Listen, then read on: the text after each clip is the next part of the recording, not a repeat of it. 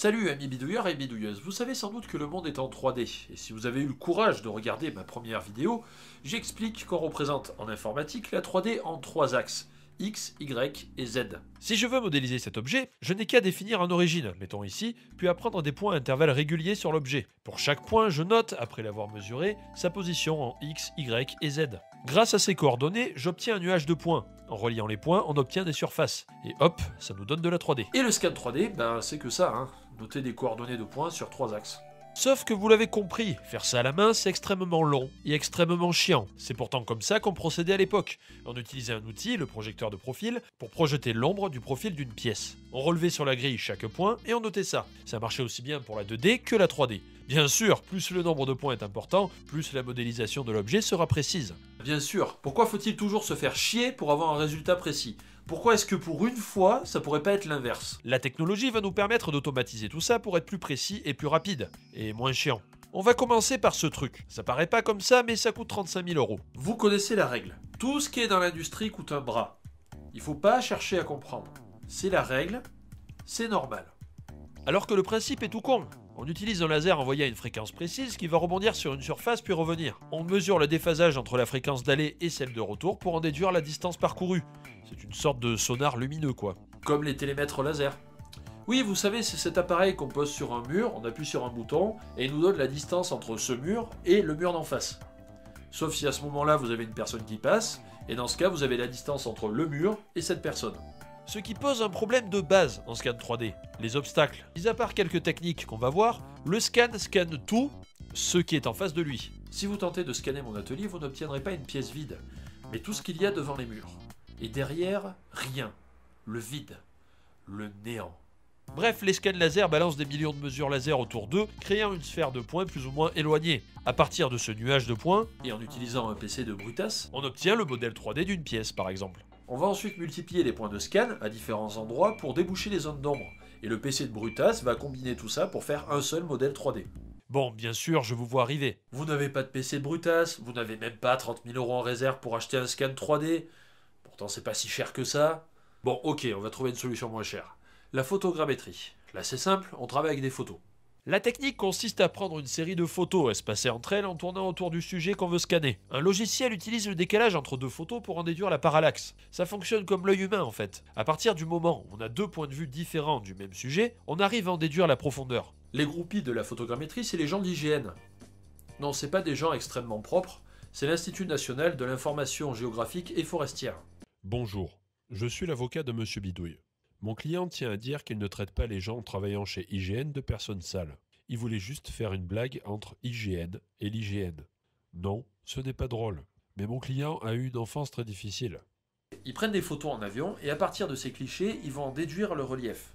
C'est ça qui donne les courbes de niveau sur les cartes. À l'heure obscure d'avant Internet, la photogrammétrie était réalisée à partir de photos argentiques, et les appareils étaient assez particuliers. Il fallait compenser les vibrations de l'avion et obtenir le plus de précision possible. On utilisait alors des engins assez mastoc fixés sur le plancher de l'avion. Ensuite, on croisait les photos sur des tables de montage. Ouais, c'est la fonction panorama du téléphone en mécanique, quoi.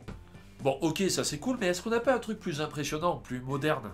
La lumière structurée consiste à projeter une grille sur l'objet et de mesurer sa déformation avec une caméra par triangularisation. On peut projeter différents motifs ou trames et en mesurer l'interférence. On en déduit l'objet. Pour que la mesure soit la plus précise possible, il faut prendre en compte les déformations optiques du projecteur et de la caméra. N'importe quel objectif a ces déformations. C'est pour ça qu'on va corriger ça via logiciel à partir d'une grille de référence. Si on a pour référence des lignes droites et qu'après avoir pris une photo, on a des lignes courbées, on en déduit la déformation de l'objectif. C'est tout con en fait. Les bons systèmes de scan 3D par lumière structurée prennent en compte cette déformation, ou utilisent des optiques qui ont très peu de déformation. Pour ces dernières, c'est du matériel industriel, donc, ça coûte un bras. Quitte à rester dans du matériel qui coûte cher, autant y aller à fond. Oui, parce que la lumière structurée, c'est un coût de 2000 ou 3000 €. Une broutille, quoi. Alors dans les trucs à prix astronomique, on a les lasers de poursuite. Ce sont des lasers qui sont capables de mesurer sur une distance de 100 mètres avec une précision de 5 micromètres. Oui, c'est bourrin. L'appareil fonctionne de la même manière, mais en plus précis que les scans laser que j'ai décrits juste avant. Pour continuer dans l'étalement de richesse et pour résoudre le problème dû au fait que le scan 3D ne peut pas scanner l'intérieur d'un objet, on a la technique ultime, le Graal du scan 3D. qui permet de scanner l'extérieur comme l'intérieur. La tomographie. Alors là, c'est gras. Là, c'est du lourd. La tomographie consiste à découper l'objet en tranches pour le scanner entièrement. On peut utiliser une méthode destructive en découpant physiquement la pièce, mais c'est pas très élégant, on va dire. Bon, ça se fait, hein. N'est-ce pas, Bob?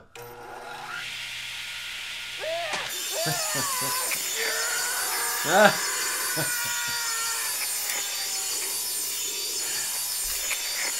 Maintenant, j'ai le scan de son corps.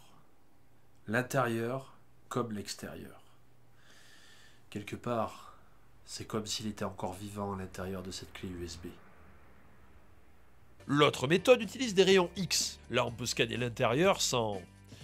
Enfin voilà quoi, sans détruire la personne ou l'objet. Utilisé dans le domaine médical, le scan 3D par rayon X est aussi utilisé dans l'industrie. C'est très pratique parce que ça permet de vérifier l'intérieur d'une pièce en fonctionnement par exemple. La tomographie consiste donc à réaliser une série de plans en coupe qu'on va ensuite superposer pour obtenir une forme en 3D. Méthode ultime donc, mais qui n'est pas sans limite. Par exemple, on ne peut pas scanner la Terre au rayon X. Je suppose que c'est assez évident, non? Les autres techniques de scan fonctionnent tous sur le même principe. On récupère un ensemble de mesures pour créer un modèle en 3D. Si vous voulez vous essayer au scan 3D pour pas cher, je vous conseille le logiciel Scanect, qui fonctionne avec le Kinect de la Xbox. C'est comme ça que j'ai fait mon buste. Qui peut aussi servir à caler un meuble.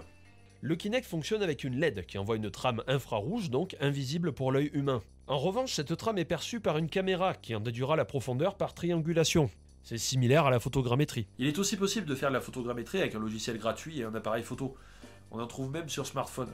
La puissance embarquée étant de plus en plus élevée, dans les smartphones par exemple, on voit apparaître des scans 3D comme le Structure Sensor qui permet de scanner en 3D à peu près n'importe quoi à la volée. Aussi le scan en temps réel se développe et par exemple on peut combiner ça avec la réalité virtuelle pour faire de la réalité augmentée. D'ailleurs, il est important de préciser quelques petites choses.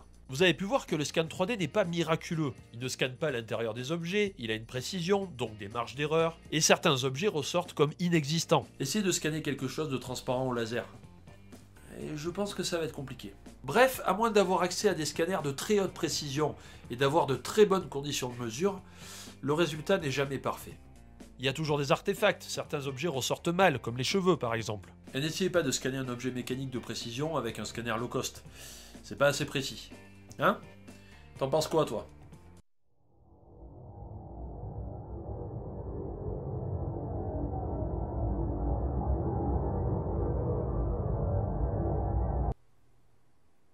Ok, c'est très bizarre. N'hésitez pas à partager cette vidéo si elle vous a plu. Je vous dis à une prochaine. Salut!